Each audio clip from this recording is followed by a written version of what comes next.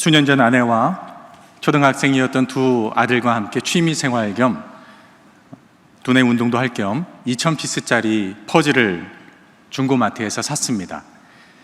멋진 바다 풍경이 펼쳐진 2000피스짜리 퍼즐을 사들고 제 아내와 두 아들과 함께 맞출 생각을 하니 굉장히 기대가 되었습니다. 당시에 그 퍼즐을 찍은 사진이 없어서 인터넷에서 가장 비슷한 것을 찾았는데 지금 여러분들이 화면에 보시는 이런 그림의 퍼즐이었습니다. 굉장히 멋진 사진의 퍼즐이었습니다. 달빛 아래 바다가 펼쳐진 사진이었죠. 저 검은 바다와 검은 하늘이 펼쳐진 멋진 풍경의 퍼즐을 검정색 교자상에 펼쳐놓고 맞추는 순간이 우리 가정이 한 번도 겪어보지 못한 고난의 시작이 되리라고는 상상하지 못했습니다. 첫 번째 고난은 온통 같은 색의 바다와 하늘 부분에 1000피스 정도를 맞추는 것이었는데 검정색 교자상 위에 검정색 하늘과 검정색 바다 피스를 모두 찾는데 꼬박 밤낮 일주일이 걸렸습니다. 두 번째 고통은 정말 우여곡절 끝에 1997피스를 맞추고 난 다음에 세 피스가 없어진 것을 확인한 것이었습니다. 2주간 온 가족이 눈물과 헌신과 기도로 맞추려고 애쓴 최종 그림을 우리 가족은 결국 확인하지를 못했습니다. 여러분, 절대로 중고 매장에서 퍼즐 사지 마시길 바랍니다. 또한 절대 어두운 색깔의 바다와 하늘이 넓게 펼쳐진 퍼즐을 검정색 테이블에서 맞추지 마시기를 바랍니다. 만일 제가 지금 다음번에 보여드릴 그림, 이런 퍼즐을 맞추고 있었다면 아마 피스를 찾기 굉장히 쉬웠을 것입니다. 상처도 덜 받았을 것입니다. 어떤 영화에 나오는 캐릭터인지 아시겠지요? 영화 스타워즈에 나오는 기계이지만 영혼의 단짝으로 불리우는 금색 로봇 C3PO와 은색 로봇 R2D2입니다. C3PO를 보면 R2D2가 생각이 나고 R2D2가 보이면은 C3PO가 자연스럽게 생각나는 것은 아마 스타워즈를 보신 분들이라면 공감을 하실 것입니다. 지금의 그림처럼 마치 C3PO를 보면서 옆에 설령 어떤 다른 피스가 비어 있다고 할지라도 어떤 피스가 들어가야 될지는 어렵지 않게 알아챌 것입니다. 신학도로 기독교인으로 살아가면서 우리는 교회, 사역, 자신의 소명에 대해 막연한 그림을 가지고 살아가다가 그 그림에서 가장 중요한 피스를 잃어버린 느낌을 갖게 될 때도 있습니다. 열심히 공부하고 있는데, 열심히 사역하고 있는데, 열심히 봉사하고 있는데, 열심히 하나님의 말씀을 읽고 연구하고 있는데 그 가운데 무엇인가 가장 중요한 피스를 찾지 못하거나 잃어버린 듯한 경험을 하신 적은 여러분 없으십니까?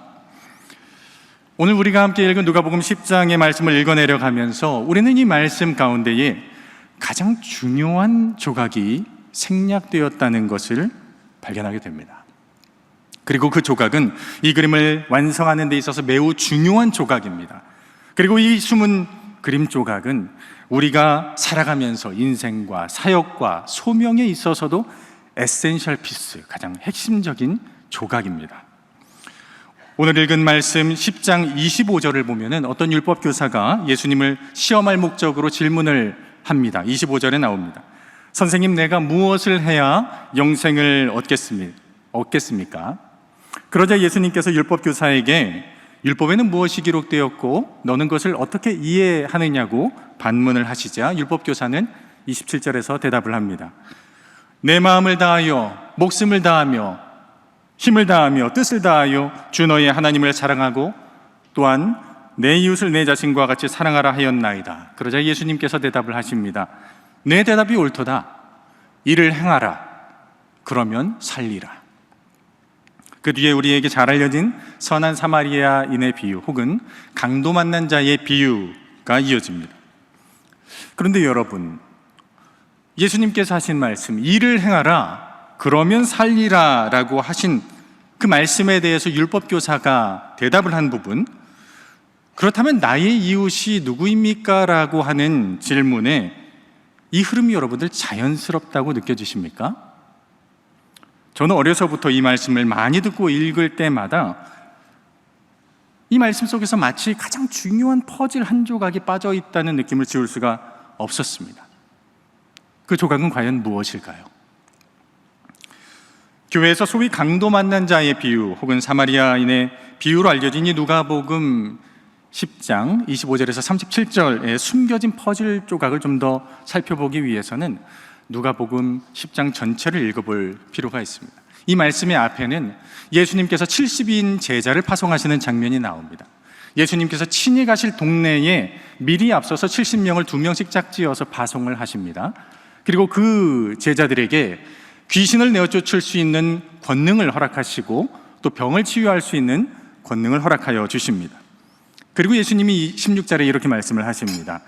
너희 말을 듣는 자는 곧 내 말을 듣는 것이요 너희를 저버리지 않는 자는 너희를 저버리는 자는 나를 저버리는 것이요 나를 저버리는 자는 나 보내신 이를 저버리는 것이라. 이 말이 무슨 말이냐면 결국은 파송하는 사람과 예수님 그리고 예수님을 보내신 하나님 가운데에 귀중한 연결고리가 있다는 이야기를 예수님께서 들려주시는 것이지요. 그리고 오늘 율법교사에게 질문하셨던 내용과 비유가 등장한 후에 그 뒤에는 우리가 잘 알고 있는 마르다와 마리아의 이야기가 나옵니다. 마르다는 예수님을 가정으로 초대했습니다.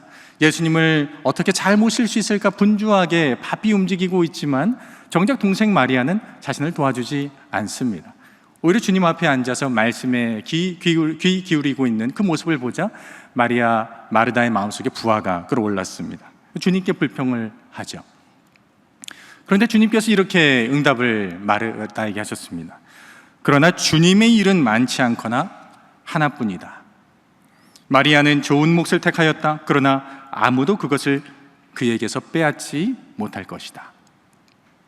오늘 우리가 읽은 본문은 70인 파송에 이어서 율법교사와의 대화 그리고 마르다 마리아로 이뤄가는 그 과정 가운데의 문지방에 해당되는 내용입니다. 본문을 읽으시면서 본문이 마치 잘려있는 듯한 느낌을 받으셨다면 그것은 정상입니다. 마치 우리가 미술관의 한 전시관을 보고 나서 다른 전시관으로 넘어가는 것과도 비슷합니다. 저는 오늘 이 설교의 목적이 이 여러 가지 이야기들이 어떻게 신학적으로 엄격하게 연결되어 있는지를 밝히는 것이 목적이 아닙니다. 오히려 누가복음 10장을 어릴 적부터 읽어가면서 제 마음 가운데 주셨던 하나님의 질문, 하나님의 도전 앞에 제가 그 답을 찾아가고 그리고 저에게 주시는 도전을 풀어가는 그러한 개인적인 여정이자 우리 장신 공동체에게도 동일한 질문과 도전을 던지면서 그 하나님의 도전으로 초대하는 것이 이 설교자의 마음입니다. 그렇다면 이 그림 속에서 어떤 조각이 여러분 숨겨져 있다고 보십니까? 어떤 조각이 보이지 않을까요? 그것은 바로 하나님을 사랑하라라는 그림 조각입니다. 하나님을 사랑하라. 저는 이 말씀을 읽을 때마다 율법 교사의 모습과 마음이 너무나도 당당하다고 느껴졌습니다. 하나님을 사랑하는 것이 얼마나 당당했으면 혹은 얼마나 당연했으면 이렇게 대답을 했을까?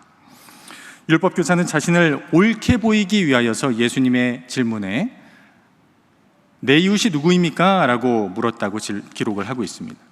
그렇다면 이 율법 교사에게는 하나님의 사랑은 두말할 것도 없이 본인이 잘하고 여기고 있다는 것일까? 아니면 너무나도 당연한 사실로 받아들였기 때문에 이웃에 대한 질문으로 건너뛰었던 것일까 생각을 해봅니다. 주님, 저에게는 마음과 목숨과 뜻과 힘을 다하여 하나님을 사랑하는 것은 기본입니다.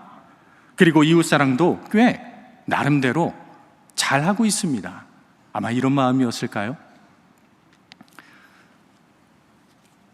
이 이야기에 다다르자 이제 우리는 예수님을 시험했던 율법교사가 왜 영생에 대해서 질문했는지 사뭇 궁금해집니다. 영생, 영원한 생명. 그것은 당시 유대인들에게 굉장히 중요한 관심사이기도 했습니다. 영생을 얻는다는 것은 그들에게는 곧 구원을 얻는 것이자 자신들이 행한 일들에 대해서 상급을 받는, 보상을 받는 것으로 여겨졌기 때문입니다. 이러한 관심은 복음서 여러 군데에서 찾아볼 수가 있습니다. 누가복음 18장에서 예수님께 물었던 한 관리의 질문, 마태복음 19장에서 동일한 질문을 물었던 한 사람의 질문 모두가 무엇을 해야 영생을 얻을 수 있겠습니까? 라는 질문이었습니다. 그런데 예수님께서는 도리어 율법교사에게 다시 그 질문을 되돌려줍니다. 율법에 무엇이라고 기록되어 있고 그리고 너는 그것을 어떻게 이해하고 있니? 율법교사에게 율법이 뭐냐라고 기록되어 있는지를 묻는 것은 마치 수학교사에게 수학 문제에 대해서 묻는 것과도 같습니다. 혹은 성경고사를 막 치고 혹은 신대원 입시를 막 치고 난 우리 학생들에게 성경에 어떤 내용이 나와 있는지 물어보는 것과도 비슷하다고 할 수가 있습니다. 그러자 율법교사는 정답을 얘기했습니다. 그는 분명 정답을 얘기했습니다. 하나님을 사랑하고 이웃을 사랑하는 것입니다. 그리고 예수님께서도 마태복음 22장 36절에서 한 사람이 무엇이 가장 큰 계명입니까? 물었을 때 똑같이 대답하셨습니다.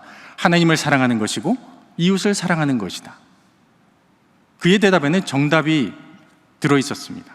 그런데 그 다음에 이어지는 10장 29절을 보면 이 한 구절에서 예수님의 정답과 율법교사의 정답 사이에 결정적인 차이가 드러납니다.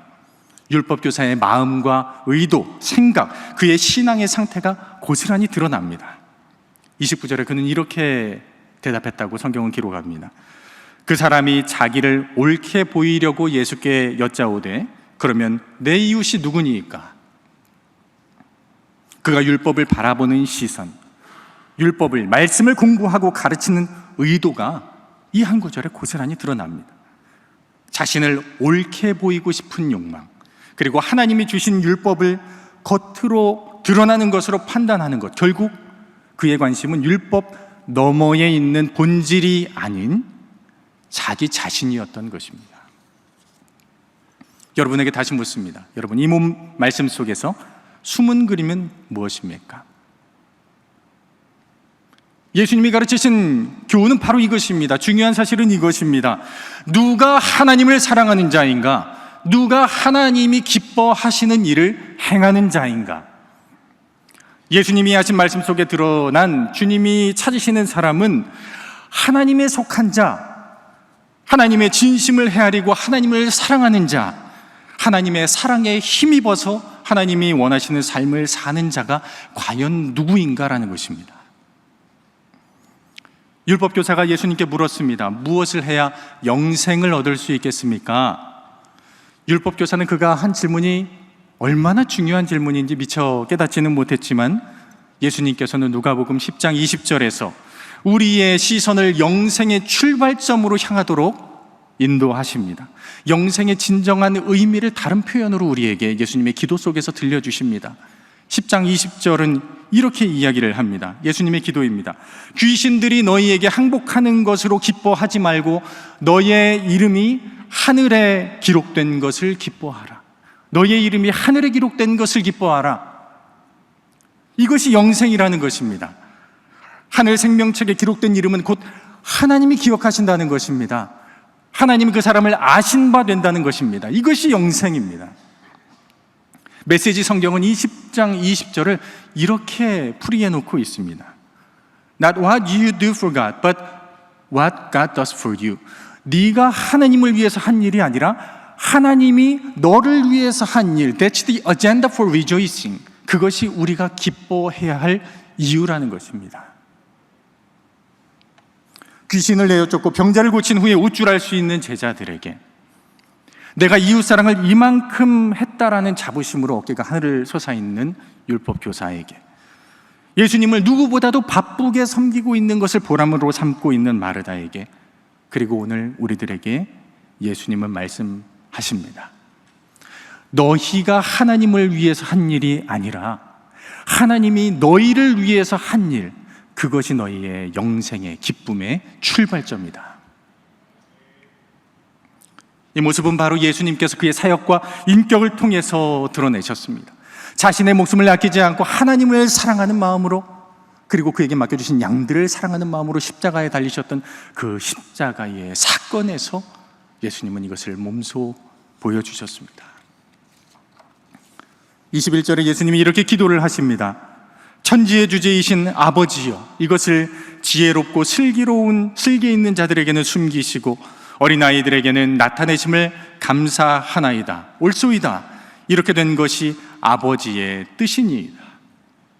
소위 지혜롭고 소위 슬기롭고 소위 똑똑하다고 하는 율법 교사에게 어쩌면 하나님은 당연한 하나님이 아니었을까요? 숨겨진 하나님이 아니었을까요? 소위 좋은 신학교에서 공부하고 훌륭한 사역을 준비하고 세상과 이웃을 향한 사랑을 이야기하며 교회와 학교 현장에서 분주하게 사역하고 봉사하는 우리에게 어쩌면 하나님은 너무 당연한 존재가 되어버린 것은 아닐까요? 하나님이 숨겨지시지는 않았을까요?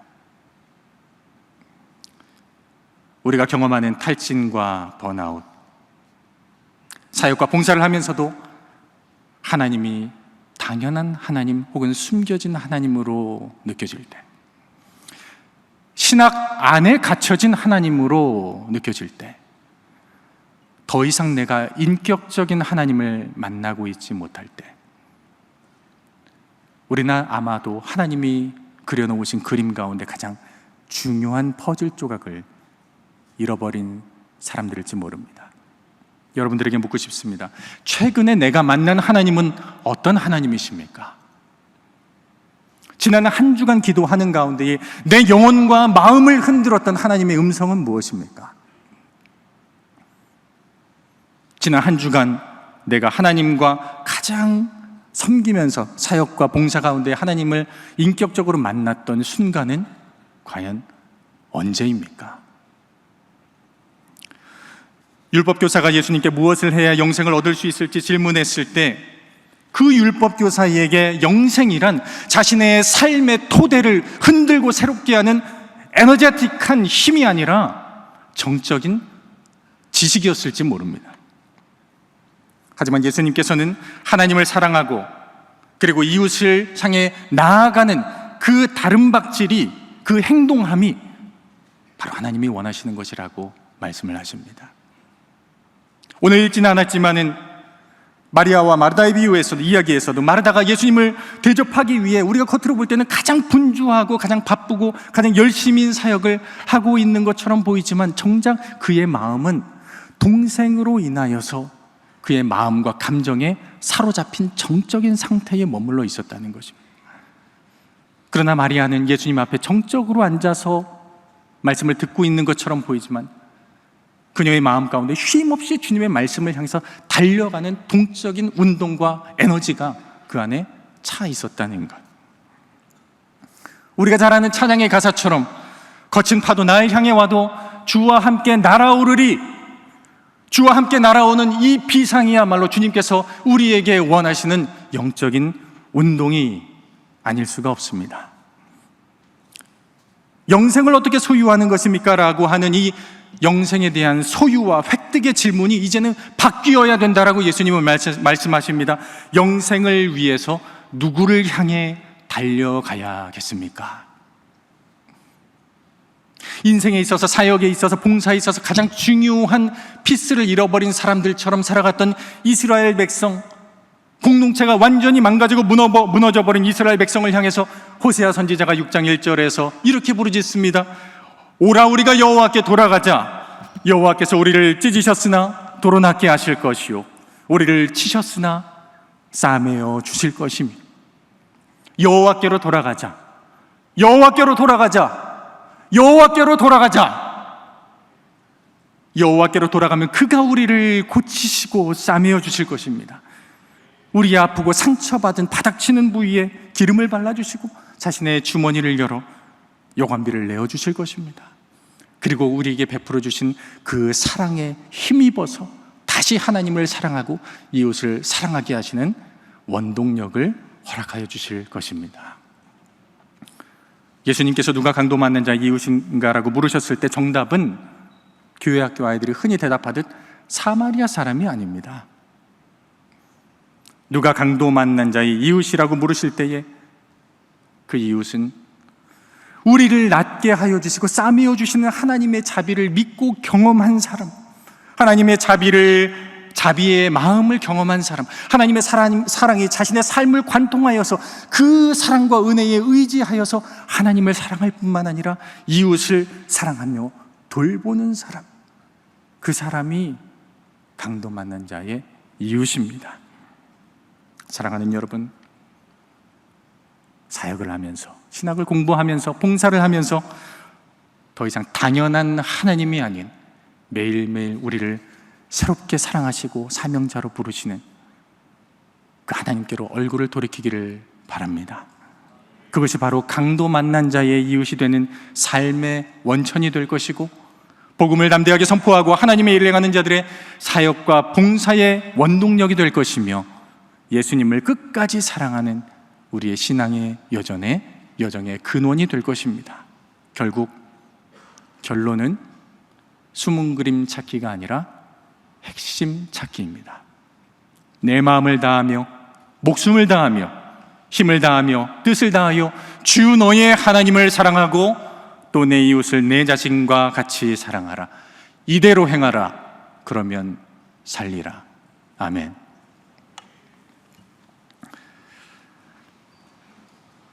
하나님 아버지, 우리에게 오늘 귀한 말씀을 허락하여 주시니 감사합니다.